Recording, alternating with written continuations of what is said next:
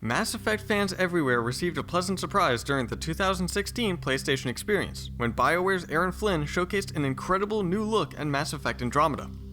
We saw our first bits of actual gameplay and a good amount of voice acting, and this was even running on the new PlayStation Pro.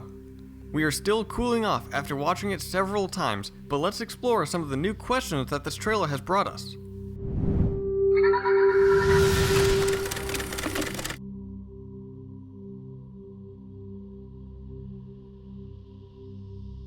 Now, Ryder scans a strange plant in the gameplay and receives a pop-up window containing its analysis. The window reveals the name of the planet the crew is on, Eos, as well as noting that this plant should not be alive given the lack of sunshine and water. Perhaps something else is going on with the vaults that is keeping them alive. The plant scanning keeps in theme with what we've heard about the game before, that Ryder and the crew are venturing out to find suitable places for each species to live. Perhaps flora and fauna have something to do with that. With certain ecosystems more suited to different species, we wouldn't be surprised if it turned out that such scanning is important when exploring new worlds. Now also, we don't know what the scanning is limited to. In the EA Play trailer, we saw an animal of some sort charging at the character. Now whether or not we can scan that animal too, we don't know.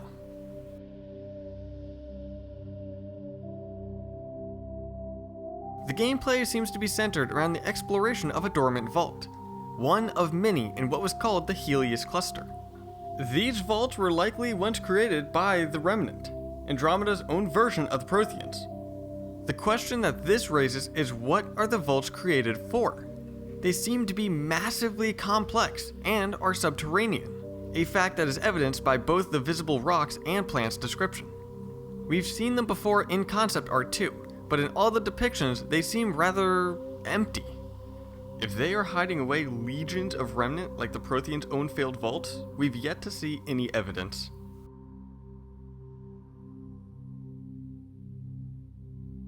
Now, another question that we have are concerned of the voice actors for the game.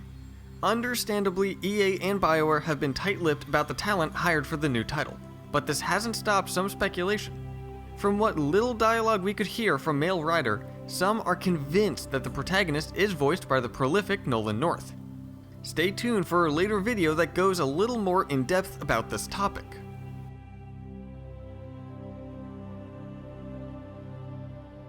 The Asari that we have seen in previous trailers has a very prominent being in this gameplay trailer, and we also get to hear her voice for the first time.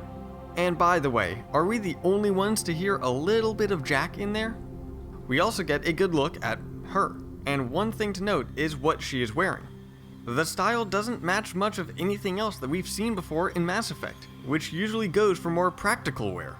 The color, overlapping design, exposed midriff, and strange belt are a bit at odds with what we've seen in the past from the series. It is almost reminiscent of Aria's wear, but not quite.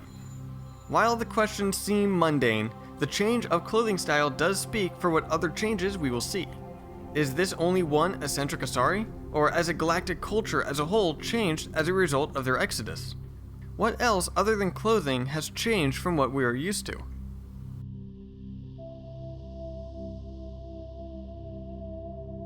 Now, some eagle-eyed viewers may have noted the PreAlpha gameplay watermark in the lower left corner of the video.